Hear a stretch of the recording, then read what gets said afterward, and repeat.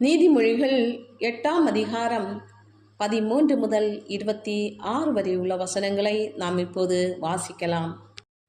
தீமையை வெறுப்பதே கர்த்தருக்கு பயப்படும் பயம்.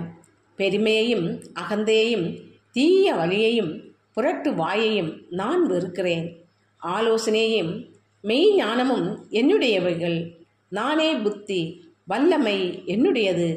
என்னாலே ராஜாக்கள் அரசாளுகிறார்கள், பிரபுக்கள் நீதி செலுத்துகிறார்கள். என்னாலே அதிகாரிகளும் பிரபுக்களும் பூமியிலுள்ள சகல நியாயாதிபதிகளும் ஆளுகை செய்து வருகிறார்கள். என்னை சிநேகிக்கிறவர்களை நான் சிநேகிக்கிறேன். அதிகாலையில் என்னை தேடுகிறவர்கள் என்னை கண்டடைவார்கள். ஐஸ்வர்யமும் கனமும் நிலையான பொருளும் நீதியும் என்னிடத்தில் உண்டு. பொன்னையும் தங்கத்தையும் பார்க்கிலும் என் பலன் நல்லது.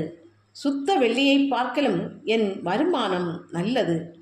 என்னை சிநேகிக்கிறவர்கள் மெய்ப்பொருளை சுதந்திரிக்கும்படிக்கும் அவர்களுடைய களஞ்சியங்களை நான் நிரப்பும்படிக்கும் அவர்களை நீதியின் வழியிலும் நியாய பாதைகளுக்குள்ளும் நடத்துகிறேன்.